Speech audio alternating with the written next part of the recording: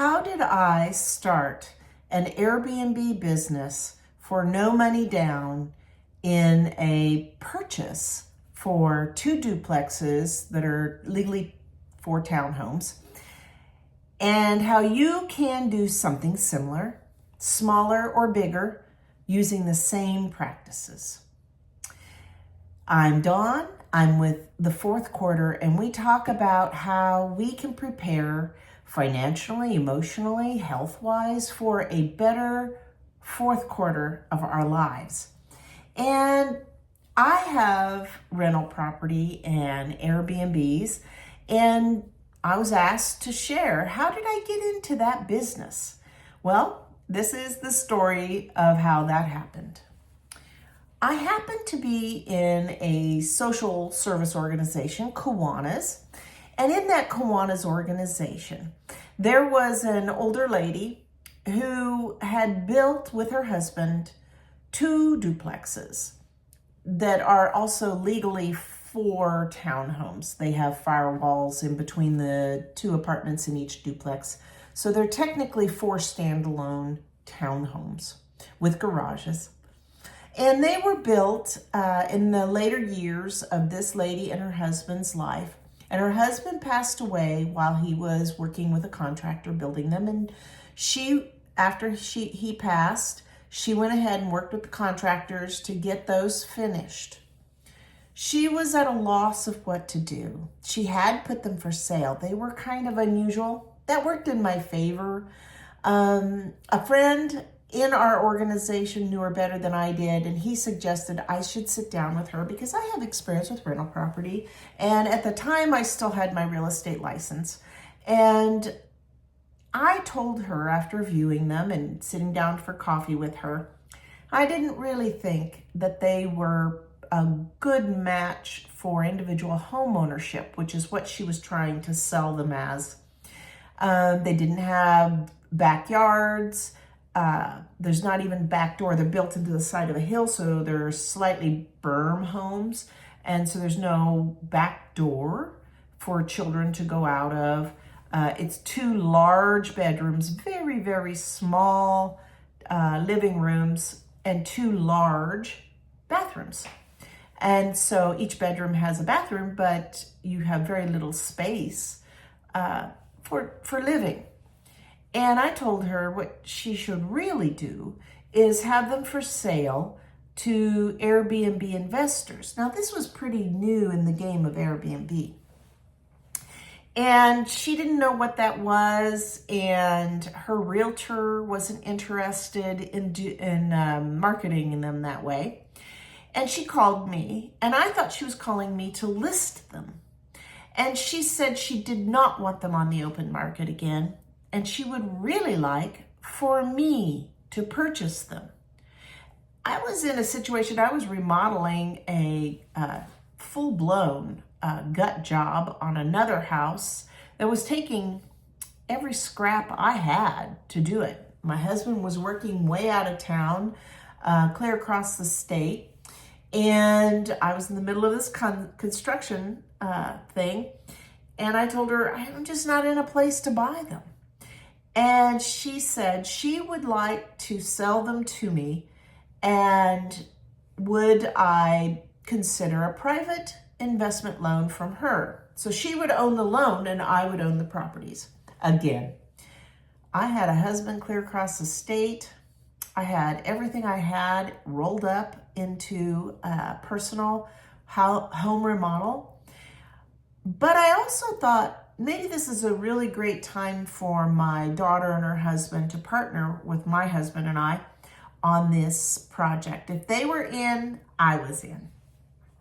So after talking with them, and then my son-in-law sat down with the person that owned them also, she and he really hit it off. And it was really the deciding factor that she so appreciated him, especially as a veteran.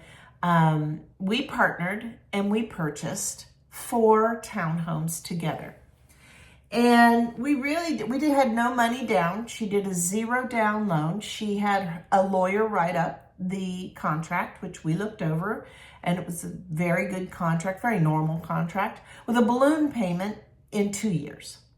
And meaning, a balloon payment means you're paying off the loan in 2 years to her. You're getting it refinanced by a bank, which was fine. I figured if we could show the income necessary on the rental properties that were completely empty at this time, so there was no contracts, and that would have made it difficult to go get a loan because you'd need contracts in hand, at least I do, when you buy rental property, because otherwise they want a huge down payment and everything. So please hit the like and subscribe button if you find this information entertaining at all. Thank you. In our contract, it was written that we would share 50-50 the closing at the title and the title insurance. And that was approximately, all told, about $2,000 from our side and $2,000 from her side. There were, as we moved forward, we had different deposits to make for, because we didn't have a relationship with the energy company, the water company, all of that. And then the actual putting furniture in the building. So our money to get in the door was $2,000 cash. But then as we furnished, it ended up being about $3,000 more. So all told, out of my pocket, I loaned the company, our overall company, $5,000 to get started. We had 4 units. We did have one person who had already approached the seller for renting, long-term rental, regular renter. He was a retiree, and these rentals were set up so that a person in a wheelchair could get in and out. And one of the bathrooms is easily a roll-in shower with access under the sink. So he rented that, and that gave us immediately a little cash flow and a contract. It was a good rate, what we rented, and it wasn't furnished. It was a traditional rental, one of the 4 traditional rental. Then we decided to go ahead and furnish the first one rather than all 3 and see what happened once we put it up on Airbnb.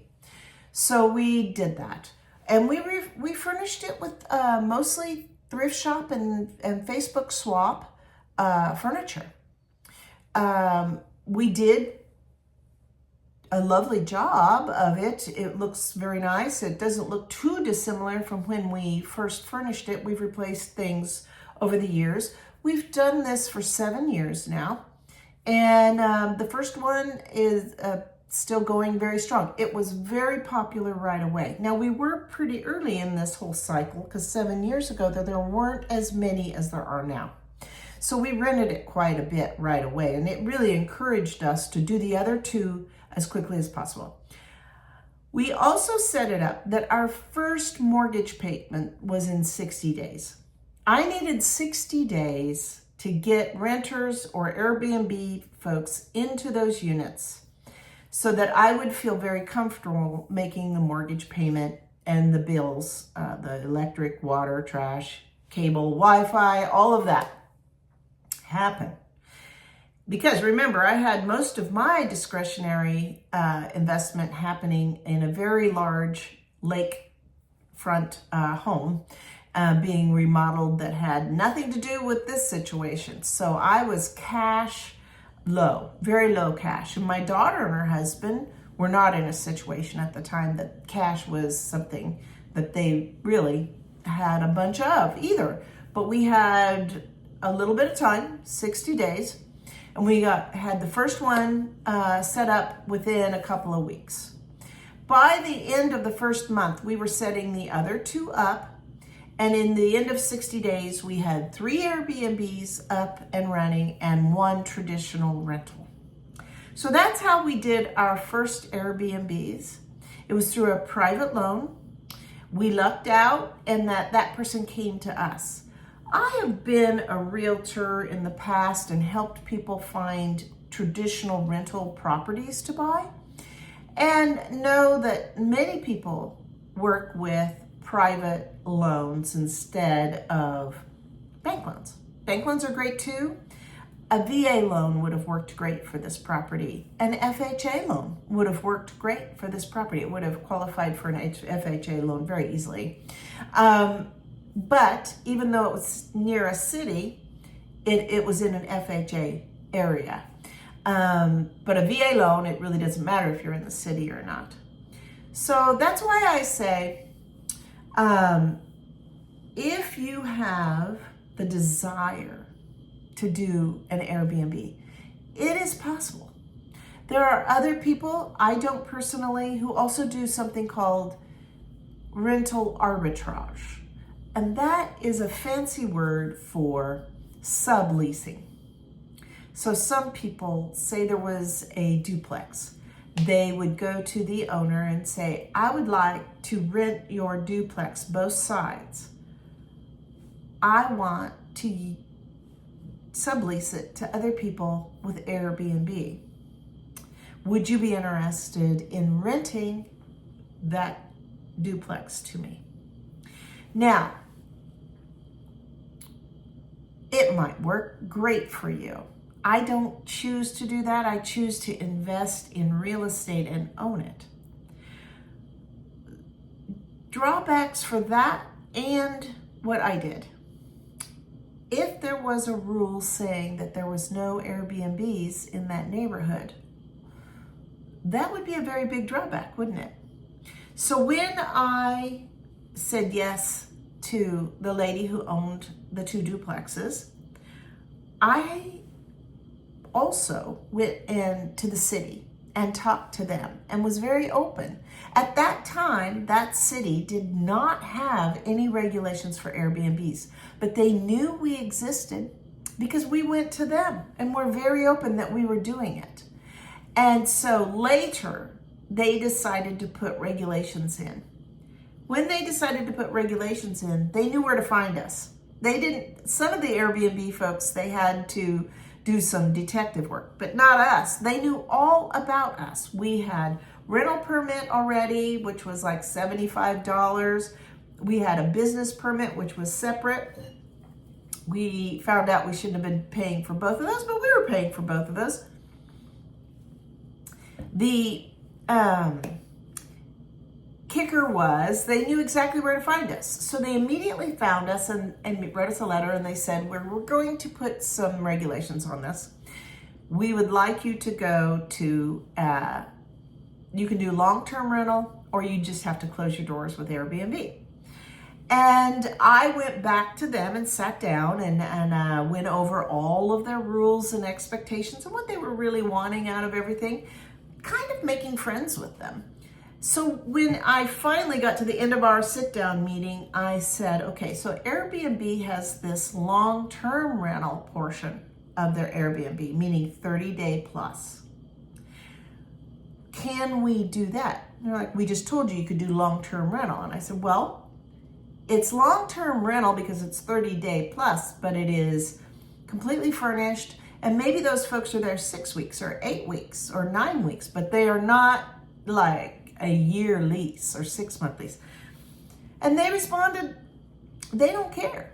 It is the law that long-term rental is 30-day plus and short-term rental is less than that. So whether we were doing 6 weeks, 8 weeks, or 8 months, they didn't care. And that being the case, we just kept on Airbnb and switched over to 30 days. While they made all of their decisions, which took most of a year, then we took them back to short-term rental when we were approved and certified by the city. So if you're doing rental arbitrage, you may end up with a similar situation. You absolutely have to go to the city and let them know what you're doing and is it okay. It sometimes is and sometimes isn't. And also, always make sure, is there an HOA? They have rules also. We didn't have that situation. with an HOA. So, is Airbnb something that you'd like to consider?